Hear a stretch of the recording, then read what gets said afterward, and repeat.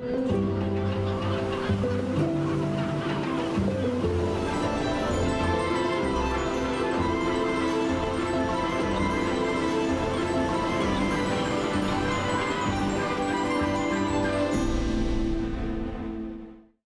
Philippine Health Department logs the highest number of COVID-19 deaths in a single day on Tuesday, April 6, with 382 deaths. It also logs 9,373 new cases, bringing the total cases to 812,760, with 115,562 active. The Octa Research Group projects the Philippines may reach 1 million COVID-19 cases by the end of April. Meantime, governors and mayors in low-risk areas for COVID-19 will ask President Rodrigo Duterte to include them in the vaccine priority too. Marinduque Governor Presbitero Velasco Jr. on Tuesday, April 6, says all top local officials, regardless of the level of COVID-19 risk in their areas, are at risk of contracting the virus. Currently, the national government allows only governors and mayors in high-risk areas to be vaccinated against COVID-19. In March, Duterte called out 9 mayors for disregarding the vaccine priority list. In related news, former President Joseph Erap Estrada is now on a mechanical ventilator as his pneumonia due to COVID-19 worsens. In a Facebook post Tuesday, April 6, former Senator Jinggoy Estrada delivers the news.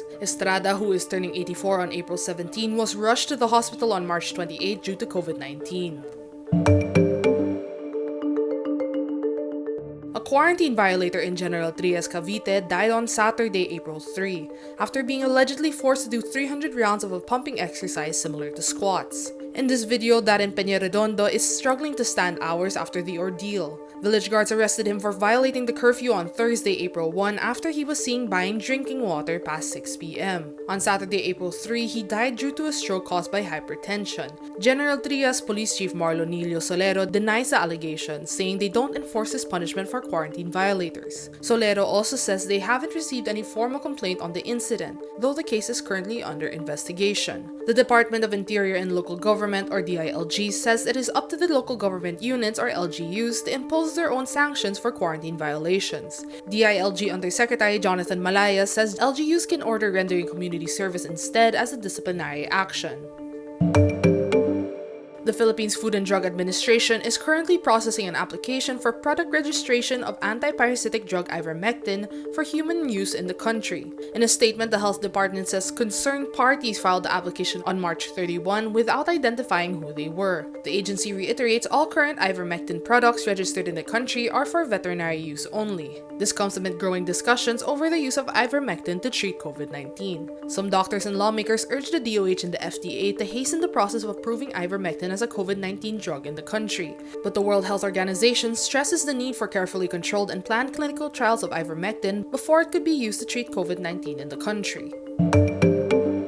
Philippine Vice President Leni Robredo appeals to United States President Joe Biden to ensure the safety of all Asians and minority groups. This comes less than a week after a man attacked a 65-year-old Filipino-American woman in New York City. Robredo says the hate crimes against Asian Americans are deeply concerning and contribute to a climate of growing fear during the COVID-19 crisis. Robredo adds Filipinos stand as allies with Americans in upholding democratic values. The Philippines is the oldest treaty ally of the US in Asia. The country has already sent a note verbal to the US calling its attention to the rising number of attacks on Asian Americans. Meanwhile, Asian Americans and community activists rallied outside a New York courthouse where assaulter Brandon Elliott was due to face his first hearing before a Manhattan criminal court judge.